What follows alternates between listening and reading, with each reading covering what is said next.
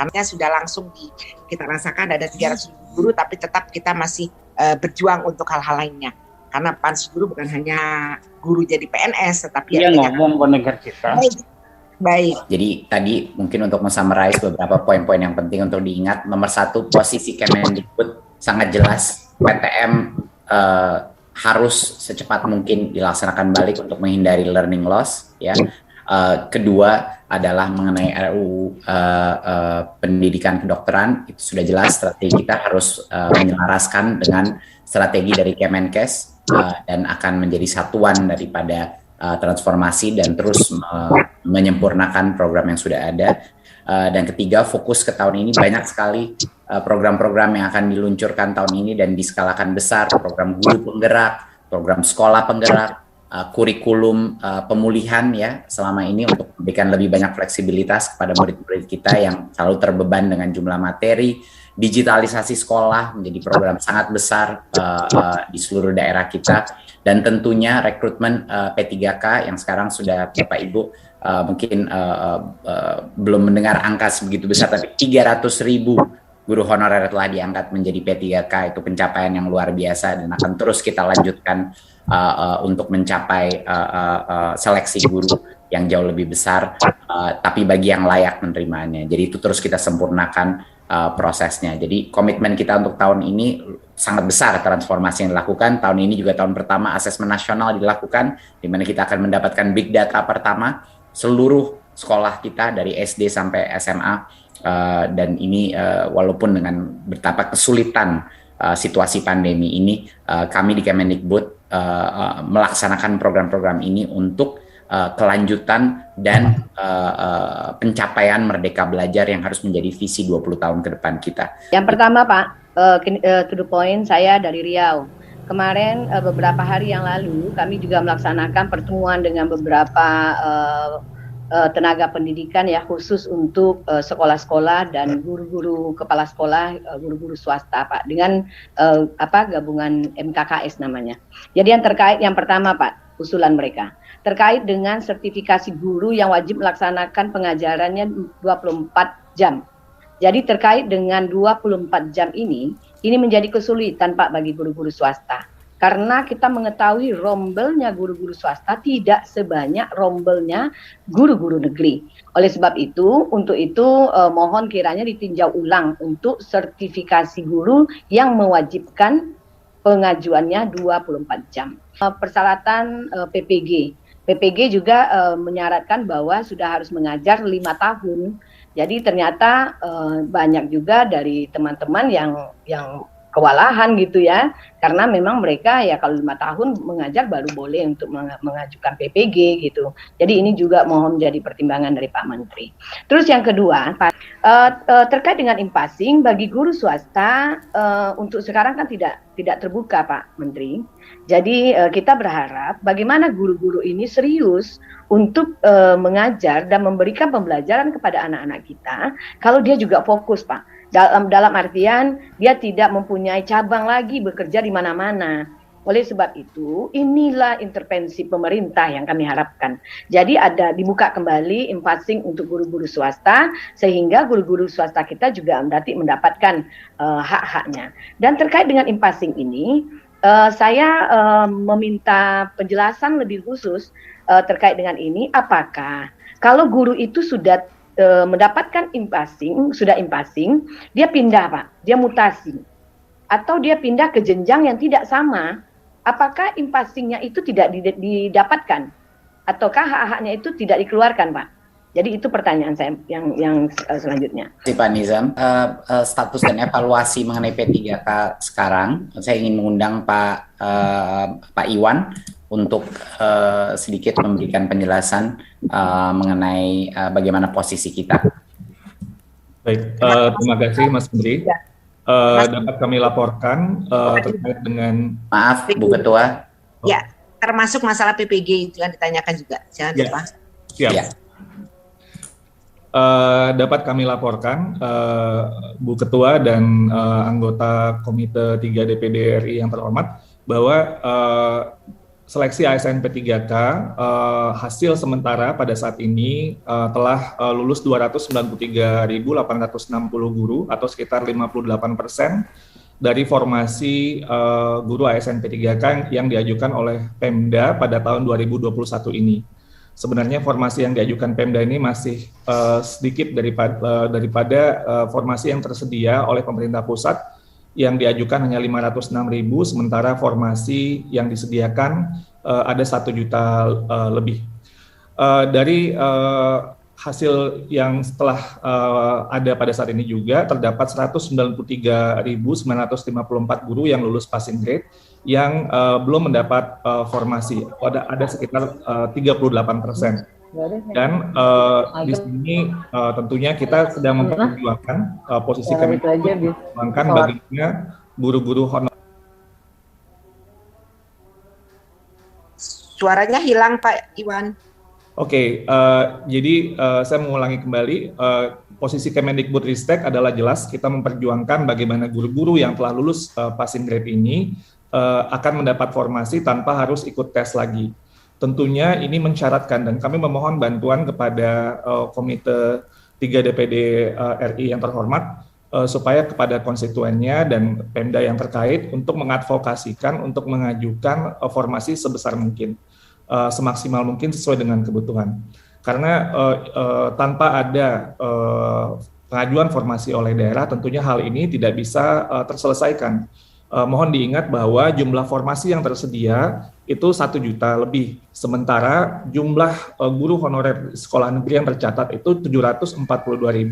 Artinya jika pemerintah daerah mengajukan formasi yang maksimal 1 juta formasi tersebut, maka besar kemungkinan guru-guru honorer yang sudah, apalagi yang sudah lulus passing grade itu akan mendapatkan formasi karena jumlah formasinya jauh lebih besar daripada jumlah guru honorer yang ada di sekolah negeri. Jadi itu kunci utama dan perlu kita advokasikan bersama-sama. Selain itu, ada kekhawatiran daerah yang menyatakan bahwa untuk dia itu biayanya dari APBN atau APBD? Iya, boleh saya lanjutkan dulu Bu Silvi. Saya tahu pasti nanti ada pertanyaan lanjutan di situ. Saya memohon izin menjelaskan. Jadi pertama nanti akan saya bahas tentang anggaran yang juga sebelum itu perlu juga dilihat ada data yang kemudian kami cermati. Ada 117.000 formasi, 117.939 formasi yang sama sekali tidak dilamar oleh guru-guru kita di tahap 1 dan tahap 2. Ini sekitar 20% dari formasi yang tersedia tapi tidak dilamar sama sekali, satu pun tidak ada yang melamar di tahap 1 dan tahap kedua. Ketika kami zoom in, ini ternyata formasi-formasi yang ada di daerah-daerah yang sulit. Jadi ada beberapa kondisi di mana guru-guru kita dalam satu daerah kewenangan pemerintah daerah, mereka memilih bukan di tempat yang sebenarnya mereka lebih, mungkin tempat mereka sudah mengajar yang kondisinya sulit, tapi mereka memilih di daerah yang lebih mungkin lebih dekat ke kota dan lain sebagainya, sehingga 117.000 formasi yang tersedia yang tidak sama sekali tidak ada pelamarnya ini juga menjadi catatan bagi kita yang sebenarnya guru yang lulus passing grade tadi bisa jadi ini bisa mengisi formasi-formasi yang masih belum ada pelamarnya ini. Nah, terkait dengan anggaran dapat saya sampaikan bahwa dari Kementerian Keuangan sudah menyampaikan kepada seluruh pemerintah daerah ada pertama selain dari Undang-Undang Nomor 9 Tahun 2020 tentang APBN, ada surat langsung dari Kementerian Keuangan nomor S46/PK/2021 tertanggal 31 Maret 2021 kepada seluruh gubernur, bupati, wali kota tentang perhitungan anggaran P3K dalam alokasi DAU tahun anggaran 2021.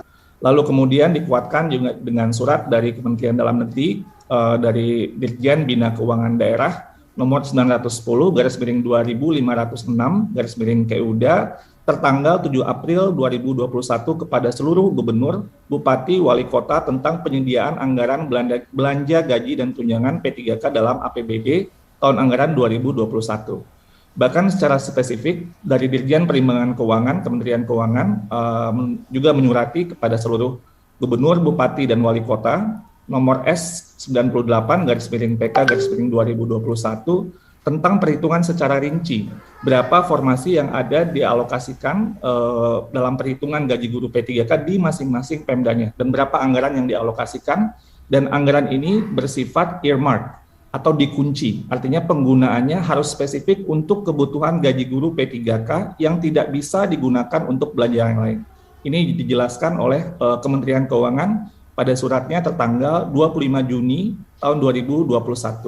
Nah, untuk tahun 2022 kita sudah menghitung ada 758.000 formasi, termasuk guru yang pensiun, termasuk guru agama, dan ini sudah dialokasikan di APBN sesuai dengan Undang-Undang Nomor 6 Tahun 2021, dan Kementerian Keuangan telah mengirimkan surat kembali, surat dari Dirjen Perimbangan Keuangan nomor S204/PK/2021 tertanggal 13 Desember 2021 kepada seluruh bupati, gubernur, bupati, dan wali kota tentang perhitungan anggaran P3K guru dalam alokasi DAU tahun anggaran 2022, bahwa perhitungan kebutuhan gaji untuk formasi ASN daerah dalam alokasi DAU 2022 telah ditetapkan, dan untuk guru-guru yang telah lulus di formasi di seleksi tahun 2021 sudah dialokasikan gaji pokok untuk P3K guru ini sebanyak 14 bulan gaji. Saya ulangi, 14 bulan gaji, termasuk gaji tunjangan hari raya dan kebijakan gaji ke-13, dengan asumsi bahwa penggajian P3K guru yang lulus seleksi tahun 2021 ini sudah dimulai sejak Januari 2022. Ini sudah dianggarkan dan sudah dijelaskan oleh surat dari Kemenkyu kepada seluruh kepala daerah. Lalu untuk kebutuhan gaji pokok guru P3K yang nantinya lulus di seleksi tahun 2022 ini diasumsikan akan dimulai setelah lolos seleksi dan proses seleksi, ada 3 bulan gaji sejak bulan Oktober 2022. Jadi dengan demikian sekali lagi ditegaskan oleh Dirjen Perimbangan Keuangan bahwa alokasi DAU untuk P3K guru merupakan dana yang ditentukan penggunaannya secara spesifik atau bersifat earmark, sehingga tidak dapat digunakan untuk belanja lain. Ini sudah ditegaskan oleh Kementerian Keuangan juga. Nah, tentunya Bapak Ibu, kami terus mengadvokasikan dan mendengar berbagai aspirasi terkait dengan masalah-masalah yang muncul, misalnya tadi yang disampaikan oleh Pak Bambang. Pertama, mungkin sebelumnya juga ada masalah pemberkasan yang mungkin sebelumnya Bapak Ibu juga sudah mendengar. Dapat kami laporkan bahwa saat ini sudah terjadi pemberkasan untuk tahap 1 dan tahap 2 tentunya oleh BKN yang sebagai Badan Kepegawaian Negara. Karena dalam hal ini kami Kemendikbudristek berfungsi sebagai kementerian teknis. Dan untuk guru yang telah lulus passing grade tapi belum dapat formasi, tadi sudah saya sampaikan bahwa solusi yang utamanya adalah bagi pemerintah daerah untuk mengajukan formasi. Tanpa ini maka tidak bisa kita menyelesaikan masalah formasi yang sebenarnya masih tersedia dan sudah dianggarkan dan dialokasikan dana dan bersifat sudah dikunci atau earmark tadi. Terkait dengan ini termasuk juga guru-guru yang sekolah negeri yang tadi disampaikan kalah bersaing dengan swasta, sebenarnya mereka bisa tetap mendapatkan formasi jika formasinya dibuka.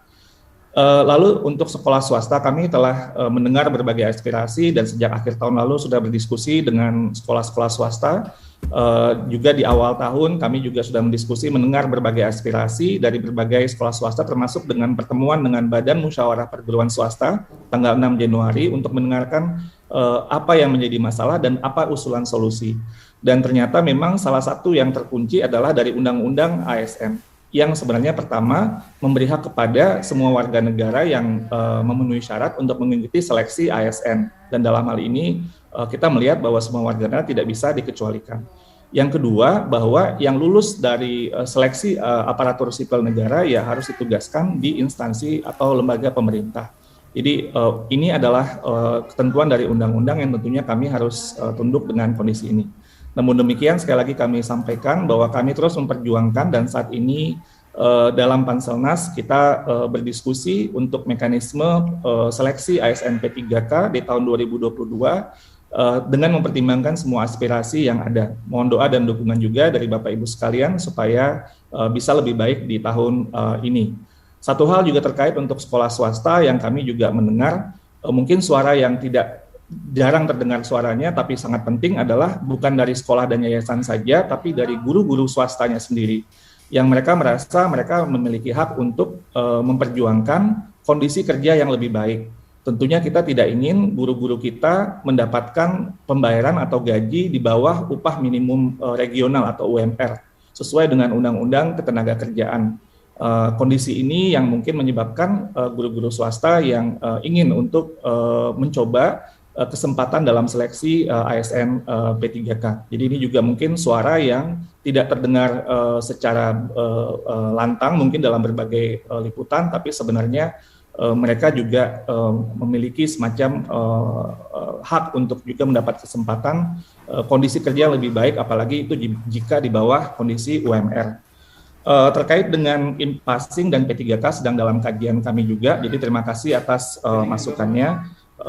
Dan untuk Akta 4 sudah tidak ada lagi dan ini sudah diganti dengan PPG dan dalam hal ini PPG dalam jabatan. Lalu sertifikasi guru yang tadi ditanyakan terkait 24 jam, ini merupakan ketentuan dari Undang-Undang Guru dan Dosen terkait dengan beban minimal untuk kerja guru. Saya rasa mungkin itu yang bisa saya sampaikan. Terima kasih, saya kembalikan kepada Mas Menteri. Terima kasih. Mungkin demikian Bu Ketua jawaban yang bisa kami sampaikan pada saat ini. Terima kasih.